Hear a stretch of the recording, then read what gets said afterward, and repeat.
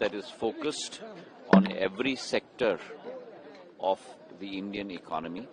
It's a budget for every citizen, सबका साथ and सबका विकास, सबका विश्वास और सबका प्रयास. Particularly, area of telecom, area of donor has got a very good impetus in this budget, and we hope to take forward the Prime Minister's vision of capitalizing on India's growth potential.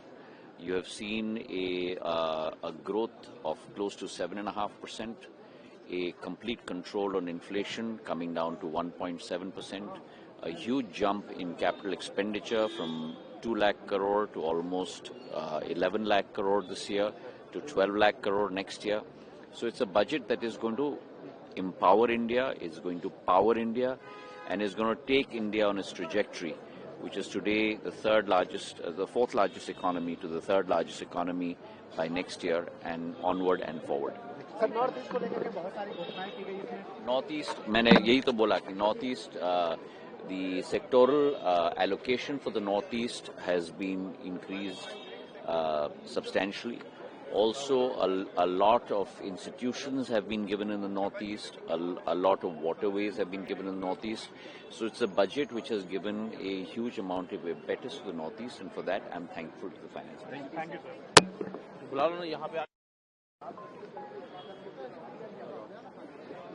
sir.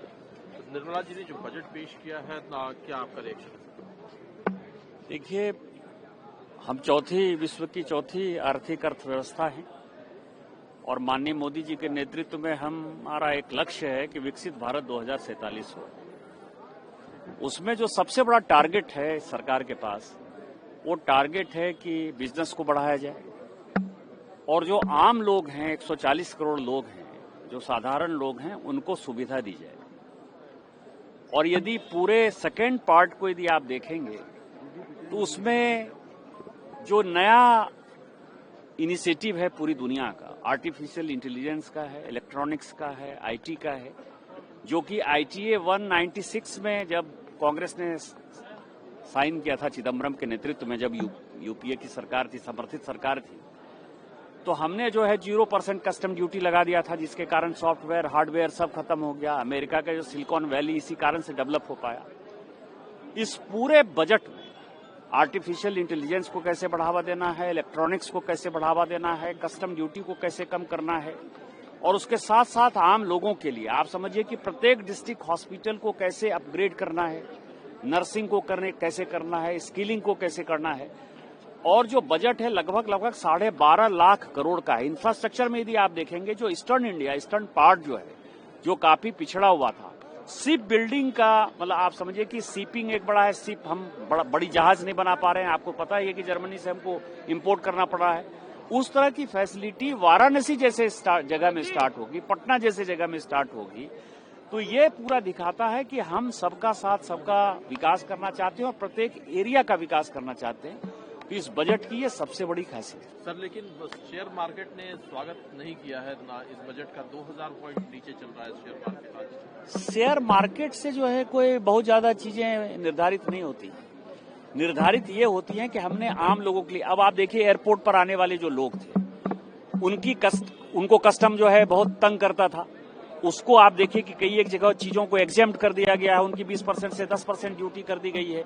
यहाँ कैसे aircraft manufacture होंगे, उसके लिए जो है हमने उसके component के ऊपर जो है बहुत ज्यादा रिबेट दे दिया है. तो आप देखेंगे कि शेयर मार्केट आज नहीं कल जो है उस पर रिएक्ट करेगा. आज आपको 2000 पॉइंट नीचे नजर आ रहा है, थोड़ी देर के बाद आपको बड़ा नजर आ जाएगा. बैंकिंग सेक्टर, चूंकि सबको इन्वेस्टमेंट लाना है, तो बैंकिंग सेक्टर का जो एक रिफॉर्म्स है वो भी ये बात है. शेयर मार्केट में जो शेयर मार्केट आप कह रहे हैं ना, वो STT का एक मामला है, जिसको कि कहीं जहां 1.5% था वहां 3% कहा गया है, जहां 1% था वहां 1.25% किया गया है. तो STT जो कि लूफहोल्स में शेयर मार्केट में खेलते हैं, प्लेयर करते हैं, उन प्लेयर्स के ऊपर थोड़ा सा दबाव पड़ा है. वो STT के कारण है. मुझे लगता है कि वो कल आपको सुधरता हुआ नजर आएगा.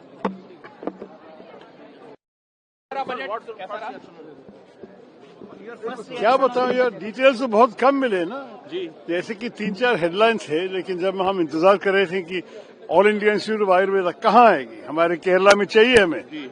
हमारे तो बहुत लंबी ट्रेडिशन आयुर्वेदा की, लेकिन केरला का नाम नहीं सुना। फिशर हाँ, कोकोनट तो शायद केरला ही हो सकते हैं, क्योंकि मेरे ख्याल में भारत का सबसे ज्यादा बड़ा केरला कोकोनट प्रोड्यूसिंग स्टेट तो केरला ही है। तो वो तो होना चाहिए। वैसे भी फिशरीज में हमें कुछ बेनिफिट होना चाहिए। लेकिन जब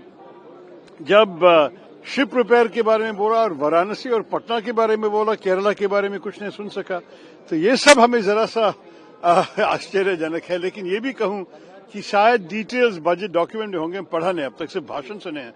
भाषण में तो बहुत कम डिटेल्स है जो हमें जरूरी है। चलिए, शशि थरूर साहब हमारे साथ हैं। थरूर, ये बहुत ही प्रगतिशील बजट है, विकसित भारत का रास्ता स्पष्ट करता है, जहां पर इंफ्रास्ट्रक्चर, जहां टेक्नोलॉजी, जहां किसानों के लिए, दिव्यांगों के लिए, आयुर्वेद के लिए और इन्वेस्टमेंट बढ़ाने के लिए बहुत बड़ी बड़ी बातें की गई हैं और ईज ऑफ डूइंग बिजनेस को बहुत और तेज गति से आगे बढ़ाया है। मैं अभिनंदन करता हूं माननीय प्रधानमंत्री जी का, निर्मला जी का। ये विकासशील बजट है और देश की प्रगति को और आगे बढ़ाएगा। मैन्युफैक्चरिंग पर बहुत फोकस किया गया है। बिल्कुल मैन्युफैक्चरिंग पर, और जो नए नए पूरे आइटम है, इलेक्ट्रॉनिक है, इलेक्ट्रॉनिक कंपोनेंट, मोबाइल फोन, बाकी चिप्स, और इसके अलावे जो एक बहुत महत्वपूर्ण बात मैं कहना चाहूंगा कि टायर 2, टायर 3 सिटीज में कॉर्पोरेट मित्रा की जो बात की गई है, वो काफी एक नई सोच है। तो अभिनंदन, बहुत अभिनंदन। हाँ, सुना 2000 पॉइंट नीचे से क्या कहेंगे? मैं क्या कहूँ ये अगर वो लोग डिसअपॉइंटेड है तो हम क्या खुश हो सकते हैं क्या? सर, क्या एक्सपेक्टेशन थी जो कि सर नहीं पूरी? रिएक्शन है सर आपका बजट पे, इस बजट को लेकर के 9वीं बार जो ये गरीब किसान और गांव में रहने वाले लोगों की समझ से बाहर बजट है। जो एक्सपेक्टेशन थी आपकी, क्या आपको लगता है कि एक भी पॉइंट उसमें से कहीं कट? ये गरीब का पेट कहीं नहीं भर सकते हैं। ये बजट गरीब का पेट नहीं भर सकता। नौकरी रोजगार दिए नहीं, नौकरी रोजगार कहाँ दिए? अभी भी बड़े पैमाने पे नौजवान बेरोजगार है। सपने दिखाने वाला बजट है। वाराणसी में शिपिंग मैन्युफैक्चरिंग हब बनाने की बात कही गई, वाराणसी और पटना। आपको याद होगा जो शिप निकला था बनारस में, बिहार में जाकर के रुक गया था। उससे बड़ा सवाल यह है कि क्या गंगा की सफाई हो गई? क्या डिसिल्ट कर लिया आपने? और फिर केवल गंगा का नहीं, वाराणसी में ये बताइए आप कि जो हमारा बहुत पुराना धार्मिक स्थान, पुराने से भी पुराना धार्मिक, उसका हाल क्या कर दिया है बीजेपी ने? अखिलेश जी, टैरिफ वॉर के बाद पहला बजट था, टैरिफ जिस प्रकार से लगा था, क्या कहेंगे अखिलेश सर? टैरिफ के बाद पहला बजट था। देखिए, शेयर की बातें हम कम समझ पाते हैं, लेकिन बीजेपी 5% लोगों के लिए बजट बनाती है और शेयर का मसला उन्हीं 5% लोगों के साथ जुड़ा हुआ है। तो अगर वो निराश हैं और किसान की समझ से बाहर है, सोचिए किसान अपनी पैदावार के लिए क्या दे। मैं जिस कॉन्स्टिट्यूएंसी से आता हूं, आलू के लिए क्या किया सरकार ने?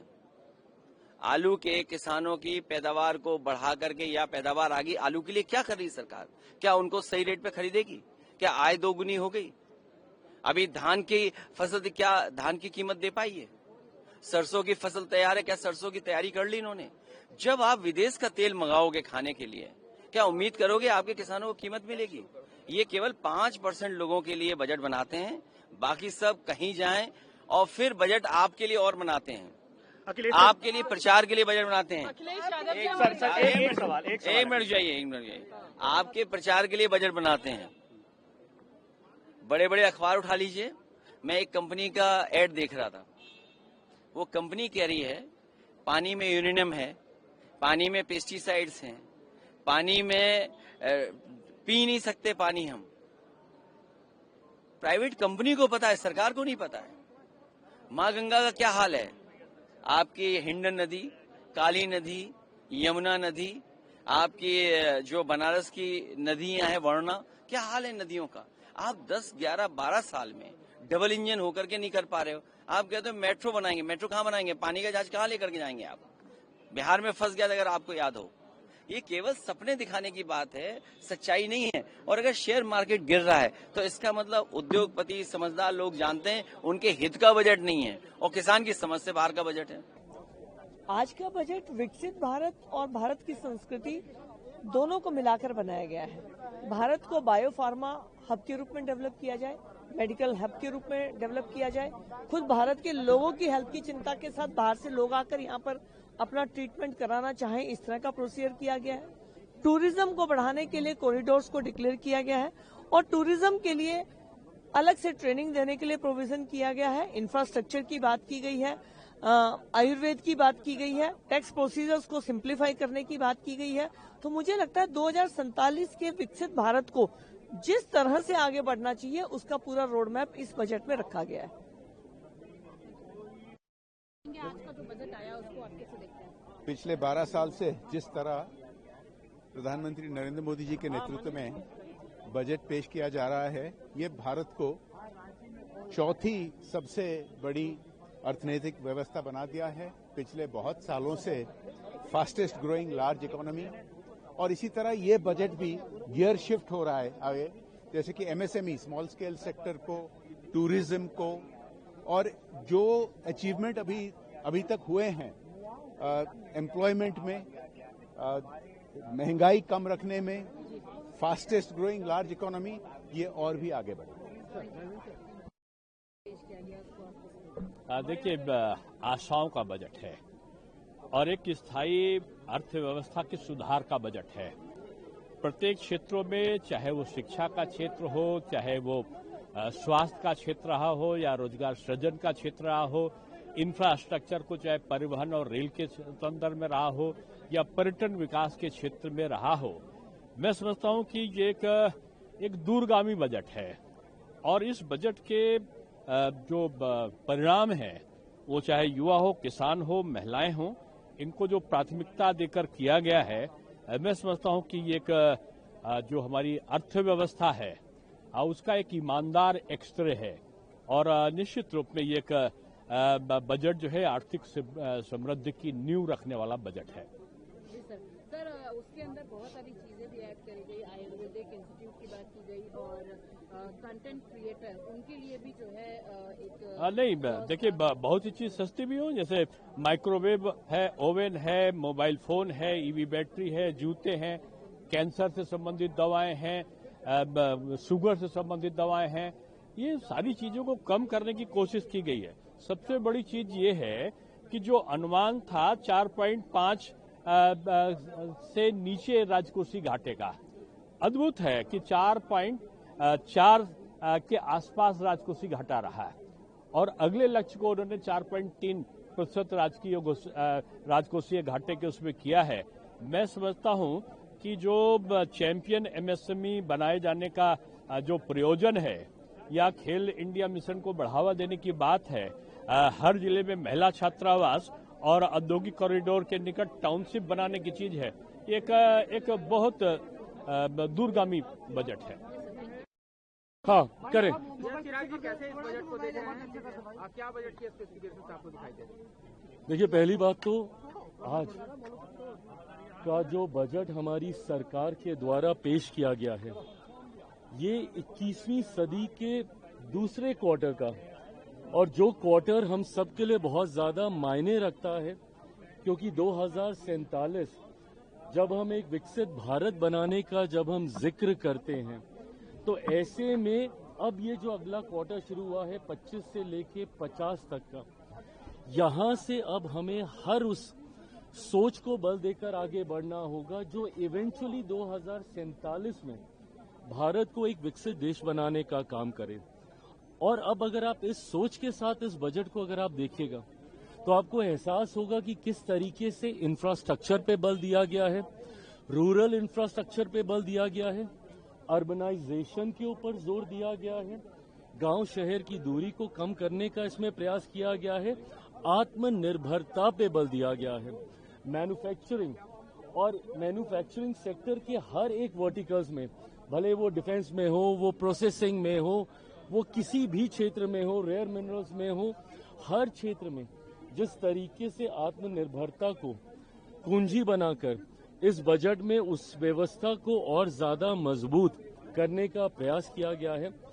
युवा शक्ति को केंद्र में रखकर जितने ये सारे वर्टिकल्स एक्सपैंड होंगे उतनी ही जॉब अपॉर्चुनिटीज भी क्रिएट होंगी। स्किलिंग पे बहुत ज्यादा कंसंट्रेट पुनः किया गया है। फार्मिंग की अगर बात करें उसमें जिस तरीके से डाइवर्सिटी को एक्नॉलेज किया गया है, नहीं तो आप उसी को एक ही उत्पादन बार बार रखने की भी समस्या सरकार के पास इवेंचुअली होने लगेगी। तो कैसे डाइवर्सिफाई किया जाए कोकोनट, कोको, इन तमाम चीजों को जिस तरीके से बजट में रिकॉग्नाइज किया गया है, फिशरीज को और ज्यादा ऑर्गेनाइज करके उस सेक्टर को एनहांस करने की बात हो। मैं मानता हूं कि ये 47 विकसित भारत के निर्माण के लिए उसकी एक मजबूत नींव को तैयार करने वाला एक बहुत ही विजनरी बजट है। और इसकी खासियत ये भी है कि 9वीं बार वित्त मंत्री जी ने इस बजट को पेश किया है। खासियत तो ये है कि उन्होंने 9वीं बार किया है, बट एक ही प्रधानमंत्री के अंदर उन्होंने 9वीं बार किया है। ये कंटिन्यूटी दिखाता है, स्टेबिलिटी दिखाता है सरकार की सोच में, सरकार की नीतियों में, जो कहीं ना कहीं वैश्विक स्तर पर भी हमारी पहचान को मजबूत करता है। इंपोर्ट एक्सपोर्ट्स को हम लोगों ने मजबूती देने की इसमें बात की है और ईज ऑफ बिजनेस के साथ साथ ईज ऑफ लिविंग पे इस सरकार का, हमारी सरकार का बल रहा है। रिफॉर्म एक्सप्रेस का जिक्र मेरे प्रधानमंत्री आदरणीय नरेंद्र मोदी जी करते रहे और रिफॉर्म्स के माध्यम से जितना सरलीकरण हो सकता है सिस्टम का, वो करने का प्रयास किया। आज के बजट में भी आप देखें जिस तरीके से पहले के बजट और आज के बजट में समझने के लिए ज्यादा था, चीजें ज्यादा समझ में आ रही थी। पार्ट ए पार्ट बी जिसका जिक्र मैं सुबह से कुछ न्यूज चैनल पे भी सुन रहा हूं, जिस तरीके से उसको भी इक्वली बैलेंस किया गया है ताकि सही में जो टेक्निकल पक्ष भी है उसको भी जनता तक सही ढंग से पहुंचाया जाए। तो मैं मानता हूं कि ओवरऑल ये 2047 को मद्देनजर रखते हुए इस बजट को तैयार किया गया और इसके लिए मैं मेरी तरफ से, मेरी पार्टी की तरफ से माननीय वित्त मंत्री साहिबा का दिल से आभार प्रकट करता हूँ। नहीं, युवाओं को डेफिनेटली इस बजट में प्राथमिकता दी गई है। बहुत सारे ऐसे संस्थानों का निर्माण किया जा रहा है जो युवाओं को ट्रेन करने के फोकस से और युवाओं को रोजगार देने के फोकस से बनाया गया है। जहां पे कंटेंट क्रिएशन की बात करते हैं हम लोग, तो कंटेंट क्रिएशन को बकायदा जो रिस्पेक्ट मिलना चाहिए था as a profession in the society, अब वो इस बजट के माध्यम से होने वाला है। कंटेंट क्रिएटर्स के आत्मसम्मान का ये बजट है और उनको रिकग्नाइज किया गया है। तो ये बहुत ही ऐतिहासिक और दूरदर्शी बजट है। सिर्फ युवाओं के लिए नहीं, महिलाओं को भी ट्रेन करने के लिए बहुत सारे ऐसे इंस्टीट्यूट्स की स्थापना की गई है। पहली बार किसी बजट में मेंटल हेल्थ को प्रायोरिटी दिया गया है। मेंटल हेल्थ इंस्टीट्यूट का निर्माण किया जाने वाला है। तो डेफिनेटली ये बहुत ही रोबस्ट बजट है, होलिस्टिक बजट है और आने वाले समय में जो बोल्ड रिफॉर्म्स का हम लोग बात करते हैं, समाज के इंक्लूसिविटी का बात करते हैं, ये बजट उसकी जो नींव है उसको रखा है। लेकिन जैसे ही मैम